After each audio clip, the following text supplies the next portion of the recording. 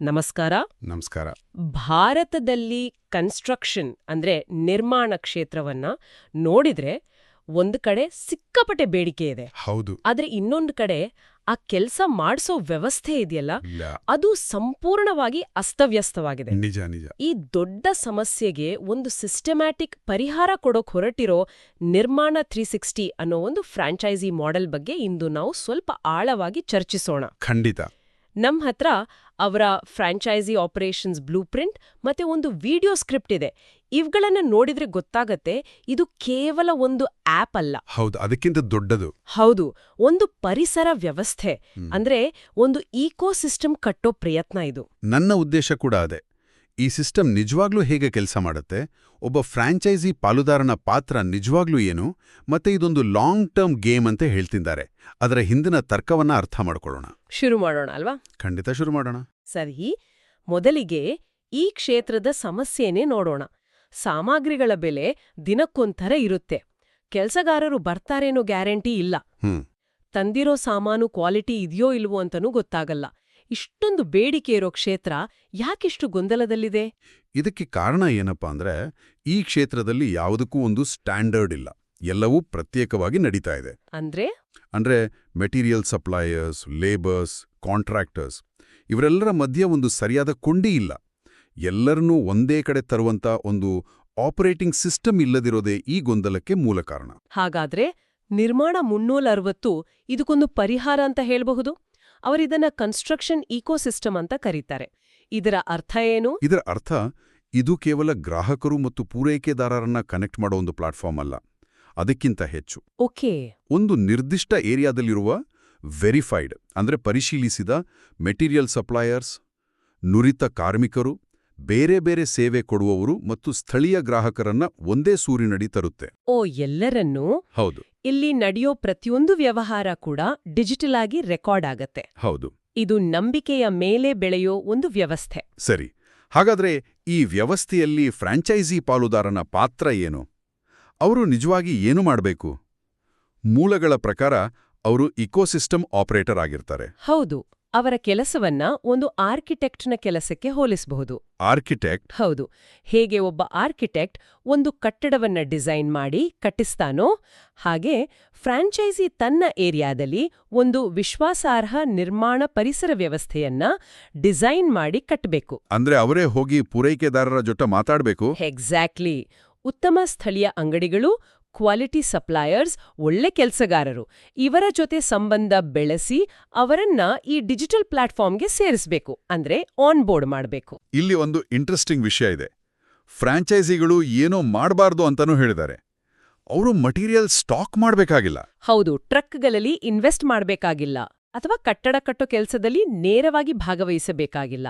ಅವರ ಫೋಕಸ್ ಕೇವಲ ನೆಟ್ವರ್ಕ್, ನಂಬಿಕೆ ಮತ್ತೆ ಡೇಟಾ ಕೊಟ್ಟೋದ್ರ ಮೇಲೆ ಇರಬೇಕು. ಅದು ಅತ್ಯಂತ ಪ್ರಮುಖವಾದ ಅಂಶ. ಈ ಮಾದರಿ ಸ್ಥಳೀಯ ಸ್ವಾತಂತ್ರ್ಯ ಮತ್ತು ಡಿಜಿಟಲ್ ಬೆಂಬಲ ಅನ್ನೋ ತತ್ವದ ಮೇಲೆ ನಿಂತಿದೆ. ನೋಡಿ, ಕೇವಲ 2ರಿಂದ 2.5 ಲಕ್ಷದಷ್ಟು ಕಡಿಮೆ ಹೂಡಿಕೆಯಲ್ಲಿ. ಅಷ್ಟು ಕಡಿಮೆನಾ? ಹೌದು. ಅಷ್ಟು ಕಡಿಮೆ ಹೂಡಿಕೆಯಲ್ಲಿ ಅವರಿಗೊಂದು ಸಂಪೂರ್ಣ ಡಿಜಿಟಲ್ ಸಿಸ್ಟಮ್ ಸಿಗುತ್ತೆ. ಫ್ರಾಂಚೈಸಿಯ ಜವಾಬ್ದಾರಿ ಕೇವಲ ಸ್ಥಳೀಯ ಸಂಬಂಧಗಳನ್ನ ಬಲಪಡಿಸೋದು. ಟೆಕ್ನಾಲಜಿ, ಆಪ್, ಕಾನೂನು ಚೌಕಟ್ಟು ಅದೆಲ್ಲವನ್ನೂ ನಿರ್ಮಾಣ 360 ಸಿಸ್ಟಮ್ ನೋಡ್ಕೊಳ್ಳುತ್ತೆ. ಈ ಇಡೀ ವ್ಯವಸ್ಥೆಯ ಅಡಿಪಾಯವೇ ನಂಬಿಕೆ ಅಂತ ಹೇಳಿದ್ರಿ. ಆದ್ರೆ ಇಷ್ಟು ಅಸಂಘಟಿತ ಕ್ಷೇತ್ರದಲ್ಲಿ ನಂಬಿಕೆ ಕಟ್ಟೋದು ಹೇಗೆ? ಟೆರಿಟರಿಯಿಂದ ವಿಶ್ವಾಸಾರ್ಹ ಇಕೋಸಿಸ್ಟಮ್ವರೆಗೆ ಒಂದು ಪ್ರಾಸೆಸ್ ಇದೆ ಅಂತ ಹೇಳಿದ್ದಾರೆ. ಹೌದು, ಅದು ಹಂತ ಹಂತವಾಗಿ ನಡೆಯೋ ಪ್ರಕ್ರಿಯೆ.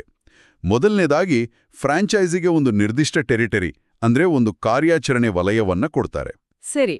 ಎರಡನೇದಾಗಿ ಅವರು ಆ ಏರಿಯಾದಲ್ಲಿರೋ ಉತ್ತಮ ಪೂರೈಕೆದಾರರು, ಕಾರ್ಮಿಕರನ್ನ ಗುರುತಿಸಿ ಪ್ಲಾಟ್ಫಾರ್ಮ್ಗೆ ಸೇರಿಸ್ತಾರೆ. ಮೂರನೇ ಹಂತ ಡಿಜಿಟಲ್ ವೆರಿಫಿಕೇಶನ್. ಅಂದ್ರೆ ಅವರ ಡೀಟೇಲ್ಸ್ ಎಲ್ಲ ಚೆಕ್ ಮಾಡೋದು. ಹೌದು.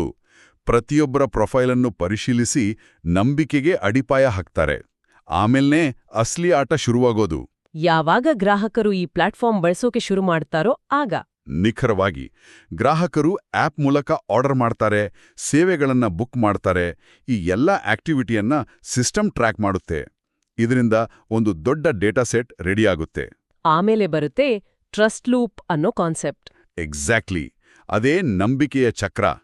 ಇಲ್ಲಿ ನಿಜವಾದ ಕ್ರಾಂತಿಕಾರಿ ವಿಷಯ ಏನಪ್ಪಾ ಅಂದ್ರೆ ಇದು ನಂಬಿಕೆಯನ್ನ ಒಂದು ಊಹೆಯಿಂದ ಡೇಟಾ ಪಾಯಿಂಟ್ ಆಗಿ ಬದಲಾಯಿಸುತ್ತೆ.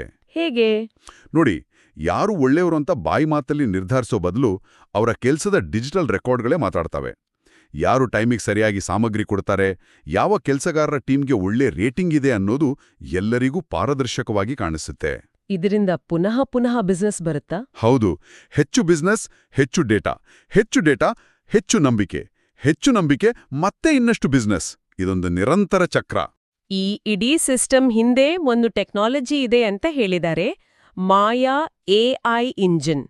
ಏನಿದು? ಮಾಯಾ ಈ ಇಕೋಸಿಸ್ಟಮ್ನ ಹೃದಯ ಇದ್ದ ಹಾಗೆ. ಇದು ನಿಮ್ಮ ಬಿಸ್ನೆಸ್ನ GPS ಅಂತ ಹೇಳ್ಬೋದು. GPS? ಹೌದು. ಊಹೆ ಮಾಡೋ ಬದಲು ಇದು ನಿಮಗೆ ನಿಖರವಾದ ಡೇಟಾ ತೋರಿಸಿ ದಾರಿ ತೋರುತ್ತೆ. ಉದಾಹರಣೆಗೆ, ನಿಮ್ಮ ಏರಿಯಾದಲ್ಲಿ ಯಾವ ಬ್ರ್ಯಾಂಡ್ ಸಿಮೆಂಟ್ಗೆ ಹೆಚ್ಚು ಡಿಮ್ಯಾಂಡ್ ಇದೆ, ಅಥವಾ ಎಲೆಕ್ಟ್ರಿಷಿಯನ್ಗಳ ಕೊರತೆ ಇದೆಯಾ, ಈ ಥರದ ಮಾಹಿತಿಯನ್ನ ಸಿಸ್ಟಮ್ ಗುರುತಿಸಿ ನಿಮಗೆ ಹೇಳುತ್ತೆ. ಓ, ಹಾಗಾದ್ರೆ ನಿರ್ಧಾರ ತಗೊಳ್ಳೋದು ಸುಲಭ ಆಗತ್ತೆ. ಖಂಡಿತ. ನಿಮ್ಮ ನಿರ್ಧಾರಗಳು ಭಾವನೆಗಳ ಮೇಲೆ ಅಲ್ಲ, ಸತ್ಯಾಂಶಗಳ ಮೇಲೆ ನಿಂತಿರ್ತವೆ. ಇದಕ್ಕೆ ಕಾರ್ಮಿಕರ ವಿಷಯ ಒಂದು ಒಳ್ಳೆ ಉದಾಹರಣೆ ಅಲ್ವಾ? ಸಾಂಪ್ರದಾಯಿಕವಾಗಿ ಅವರ ಕೆಲಸಕ್ಕೆ ಯಾವ ದಾಖಲೆಯೂ ಇರಲ್ಲ. ಹೌದು. ಯಾರು ಒಳ್ಳೆ ಕೆಲಸಗಾರರು ಅಂತ ತಿಳಿಯೋದೇ ಒಂದು ದೊಡ್ಡ ಸವಾಲು. ನಿರ್ಮಾಣ 360 ಇದನ್ನೇ ಬದಲಾಯಿಸೋಕೆ ಹೊರಟಿರೋದು. ಈ ಪ್ಲಾಟ್ಫಾರ್ಮ್ ಮೂಲಕ ಕಾರ್ಮಿಕರಿಗೆ ಒಂದು ಡಿಜಿಟಲ್ ಐಡೆಂಟಿಟಿ ಸಿಗುತ್ತೆ. Digital identity? ಹೌದು. ಅವರದೇ ಒಂದು ಪ್ರೊಫೈಲ್, ಅವ್ರು ಮಾಡಿದ ಕೆಲಸಗಳು, ಗ್ರಾಹಕರಿಂದ ಸಿಕ್ಕ ರೇಟಿಂಗ್ ಎಲ್ಲವೂ ಅಲ್ಲಿ ದಾಖಲಾಗುತ್ತೆ. ಇದ್ರಿಂದ ಅವರ ಕೆಲಸಕ್ಕೆ ಒಂದು ಮಾನ್ಯತೆ ಸಿಕ್ಕ ಹಾಗೆ. ನಿಖರವಾಗಿ. ಅವರು ಕೇವಲ ದಿನಗೂಲಿ ನೌಕರರಾಗಿ ಉಳಿಯಲ್ಲ, ವಿಶ್ವಾಸಾರ್ಹ ವೃತ್ತಿಪರರು ಅಂದ್ರೆ ಟ್ರಸ್ಟೆಡ್ ಪ್ರೊಫೆಷನಲ್ಸ್ ಆಗಿ ಗುರುತಿಸ್ಕೊಳ್ತಾರೆ. ಇದು ಅವರಿಗೆ ಇನ್ನಷ್ಟು ಅವಕಾಶಗಳನ್ನ ತಂದುಕೊಡುತ್ತೆ. ಸರಿ, ಈ ನಂಬಿಕೆಯ ಚಕ್ರ ಮತ್ತೆ ಮಾಯಾ ಇಂಜಿನಿಂದ ಸಿಸ್ಟಮ್ ಬಲಗೊಂಡ ಮೇಲೆ ಮುಂದಿನ ಪ್ರಶ್ನೆ ಬರುತ್ತೆ. ಈ ಬೆಳವಣಿಗೆ ಹೇಗೆ ಕಾಣಿಸುತ್ತೆ, ಮತ್ತೆ ಮುಖ್ಯವಾಗಿ ಫ್ರಾಂಚೈಸಿ ಹಣ ಗಳಿಸೋದು ಹೇಗೆ? ಅದು ಬಹಳ ಮುಖ್ಯವಾದ ಪ್ರಶ್ನೆ. ಬ್ಲೂಪ್ರಿಂಟ್ನಲ್ಲಿ ಬೆಳವಣಿಗೆಯನ್ನ ಎಸ್ ಕರ್ವ್ ಮೂಲಕ ವಿವರಿಸಿದ್ದಾರೆ. ಅಂದ್ರೆ ಬೆಳವಣಿಗೆ ನಿಧಾನವಾಗಿ ಶುರುವಾಗಿ ಆಮೇಲೆ ವೇಗ ಪಡ್ಕೊಳ್ಳುತ್ತೆ. ಹಂತ ಹಂತವಾಗಿ? ಹೌದು.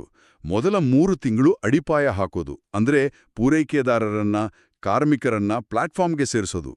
3 ರಿಂದ 6 ತಿಂಗಳಲ್ಲಿ ಮೊದಲ ಟ್ರಾನ್ಸಾಕ್ಷನ್ಗಳು ಶುರುವಾಗಿ ನಂಬಿಕೆ ಮೂಡೋಕ್ ಶುರುವಾಗುತ್ತೆ. ಆಮೇಲೆ 6 ರಿಂದ 12 ತಿಂಗಳಲ್ಲಿ ಒಳ್ಳೆ ಅನುಭವಗಳಿಂದ ರಿಪೀಟ್ ಬಿಸ್ನೆಸ್ ಹೆಚ್ಚಾಗುತ್ತೆ. 12 ತಿಂಗಳ ನಂತರ ಆ ಇಕೋಸಿಸ್ಟಮ್ ಆ ಪ್ರದೇಶದಲ್ಲಿ ನಿರ್ಮಾಣಕ್ಕೆ ಒಂದು ಸ್ಟ್ಯಾಂಡರ್ಡ್ ಆಗ್ಬಿಡುತ್ತೆ. ಓಕೆ, ಹಾಗಾದ್ರೆ ಫ್ರಾಂಚೈಸಿಗೆ ಆದಾಯ ಹೇಗ್ ಬರುತ್ತೆ? ಆದಾಯ ನೇರವಾಗಿ ಅವರು ಕಟ್ಟಿದ ಇಕೋಸಿಸ್ಟಮ್ನ ಚಟುವಟಿಕೆಗೆ ಲಿಂಕ್ ಆಗಿದೆ. 3 ಮುಖ್ಯವಾದ ಮೂಲಗಳಿವೆ. ಯಾವುವು? 1, ಸಬ್ಸ್ಕ್ರಿಪ್ಷನ್, ಅಂದ್ರೆ ಪ್ಲಾಟ್ಫಾರ್ಮ್ನಲ್ಲಿರೋ ಅಂಗಡಿಗಳು ಸೇವಾ ಪೂರೈಕೆದಾರರಿಂದ ಬರೋ ವಾರ್ಷಿಕ ಚಂದಾದಾರಿಕೆ ಶುಲ್ಕದಲ್ಲಿ ಒಂದು ಪಾಲು. ಸರಿ. ಎರಡನೇದು? ಎರಡನೆಯದು ಇಕೋಸಿಸ್ಟಮ್ ಆಕ್ಟಿವಿಟಿ, ಅಂದ್ರೆ ಪ್ಲಾಟ್ಫಾರ್ಮ್ ಮೂಲಕ ನಡೆಯೋ ಪ್ರತಿಯೊಂದು ವ್ಯವಹಾರದಿಂದ ಒಂದು ಸಣ್ಣ ಕಮಿಷನ್. 3ನೇದು ದೀರ್ಘಾವಧಿಯ ಮೌಲ್ಯ. ದೀರ್ಘಾವಧಿಯ ಮೌಲ್ಯ ಅಂದ್ರೆ? ಇಕೋಸಿಸ್ಟಮ್ ಬೆಳೆದಂತೆ ಆ ಟೆರಿಟರಿಯ ಮೌಲ್ಯ ಕೂಡ ಹೆಚ್ಚಾಗುತ್ತೆ. ಅದು ಒಂದು ಆಸ್ತಿಯಂತೆ ಬೆಳೆಯುತ್ತೆ. ಇಲ್ಲಿ ಒಂದು ಮುಖ್ಯವಾದ ವಿಷಯ ಏನಂದ್ರೆ, ಬರುವ ನಿರ್ಮಾಣ ಪ್ರಾಜೆಕ್ಟ್ಗಳು ನೇರವಾಗಿ ಫ್ರಾಂಚೈಸಿಗೆ ಸೇರಿದ್ದು ಕಂಪನಿಗಲ್ಲ. ಇದು ದೀರ್ಘಾವಧಿಯ ವ್ಯವಹಾರ ಅಂತ ಪದೇ ಪದೇ ಹೇಳ್ತಿದ್ದಾರೆ. ಇಲ್ಲಿ ಬೇಗ ಬಂದವರಿಗೆ ಹೆಚ್ಚಿನ ಅನುಕೂಲ ಅಥವಾ ಅರ್ಲಿ ಮೂವರ್ ಅಡ್ವಾಂಟೇಜ್ ಅಂತ ಒಂದು ಕಾನ್ಸೆಪ್ಟ್ ಇದೆ. ಅದು ಹೇಗೆ ಒಂದು ರಕ್ಷಣಾತ್ಮಕ ಆಸ್ತಿಯನ್ನ ನಿರ್ಮಿಸಬಹುದು? ಅದಕ್ಕೆ ಒಂದು ಒಳ್ಳೆ ಉದಾಹರಣೆ ಕೊಟ್ಟಿದ್ದಾರೆ. ಆರಂಭದಲ್ಲಿ ಬರೋ ಫ್ರಾಂಚೈಸಿಗಳು ಒಂದು ಕೋಟೆಯನ್ನ ಕಟ್ಟಿದ ಹಾಗೆ. ಅದಕ್ಕೆ 4 ಬಲವಾದ ಸ್ತಂಭಗಳನ್ನು ನಿರ್ಮಿಸ್ತಾರೆ. 4 ಸ್ತಂಭಗಳು? ಹೌದು. ಒಂದು ಟೆರಿಟರಿ ಎಕ್ಸ್ಕ್ಲೂಸಿವಿಟಿ, ಅಂದ್ರೆ ತಮ್ಮ ಏರಿಯಾದಲ್ಲಿ ಅವರಿಗೆ ಮಾತ್ರ ಅಧಿಕಾರ. 2, ಡೇಟಾ ಓನರ್ಶಿಪ್, ಅಂದ್ರೆ ಸ್ಥಳೀಯ ಡೇಟಾದ ಸಂಪೂರ್ಣ ಮಾಲೀಕತ್ವ. 3, ಆಳವಾದ ಸಮುದಾಯ ಸಂಬಂಧಗಳು, ಅವರು ಸ್ಥಳೀಯರ ಜೊತೆ ಬೆಳೆಸ್ಕೊಂಡಿರೋ ನಂಬಿಕೆ. ಮತ್ತು 4, ಈ ಸಿಸ್ಟಮ್ನ ಶಿಸ್ತಿನ ಮೇಲೆ ಅವರು ಸಾಧಿಸಿರೋ ಹಿಡಿತ. ಈ 4 ಸೇರಿ ಒಂದು ಬಲವಾದ ಕೋಟೆ ಆಡತ್ತೆ. ಆದ್ರೆ ಈ ಕೋಟೆಯನ್ನ ಹಣದಿಂದ ಒಡೆಯೋಕೆ ಆಗಲ್ವಾ? ಹೊಸ ಸ್ಪರ್ಧಿಗಳು ಬಂದು ದೊಡ್ಡ ಡಿಸ್ಕೌಂಟ್ ಕೊಟ್ರೆ? ಒಳ್ಳೆ ಪ್ರಶ್ನೆ. ಹಣದಿಂದ ಜಾಹೀರಾತ್ ಕೊಡ್ಬೋದು, ಡಿಸ್ಕೌಂಟ್ ಕೂಡ ಕೊಡ್ಬೋದು. ಆದ್ರೆ ವರ್ಷಗಟ್ಲೆ ಕಷ್ಟಪಟ್ಟು ಸಂಪಾದಿಸಿದ ನಂಬಿಕೆಯನ್ನ ಒಂದೇ ದಿನದಲ್ಲಿ ಕೊಂಡುಕೊಳ್ಳೋಕೆ ಆಗಲ್ಲ. ಖಂಡಿತ ಆಗಲ್ಲ. ಅಲ್ಲದೆ ಫ್ರಾಂಚೈಸಿಯ ಹತ್ರ ಇರೋ ಸ್ಥಳೀಯ ಡೇಟಾ ಇದೆಯಲ್ಲ, ಯಾವ ಕಾಂಟ್ರಾಕ್ಟರ್ ಒಳ್ಳೆ ಕೆಲಸ ಮಾಡ್ತಾರೆ, ಎಲ್ಲಿ ಒಳ್ಳೆ ಸಾಮಾನು ಸಿಗುತ್ತೆ ಅನ್ನೋ ಮಾಹಿತಿ, ಅದೇ ಅವರ ದೊಡ್ಡ ಆಸ್ತಿ. ಹೊಸೊಬ್ರಿಗೆ ಈ ಡೇಟಾ ಸಿಗ್ಬೇಕಂದ್ರೆ ವರ್ಷಗಳೇ ಬೇಕು.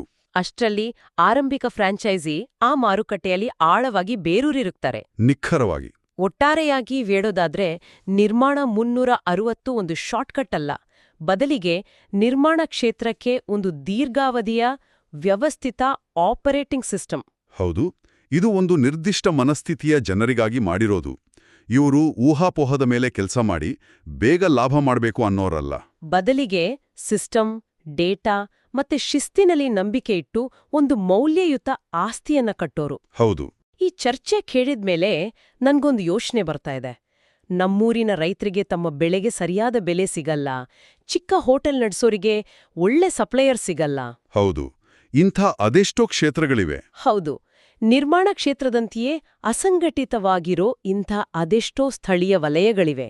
ಈ ಸಮಸ್ಯೆಗಳಿಗೆಲ್ಲ ಸ್ಥಳೀಯ ಪಾಲುಗಾರರು, ಡಿಜಿಟಲ್ ನಂಬಿಕೆ ಮತ್ತೆ ಡೇಟಾದ ಮೇಲೆ ನಿಂತಿರೋ ಇದೇ ತರದ ಒಂದು ಇಕೋಸಿಸ್ಟಮ್ ಮಾದರಿ ಉತ್ತರ ಆಗ್ಬಹುದಾ? ಯೋಚಿಸ್ಬೇಕಾದ ವಿಷಯ.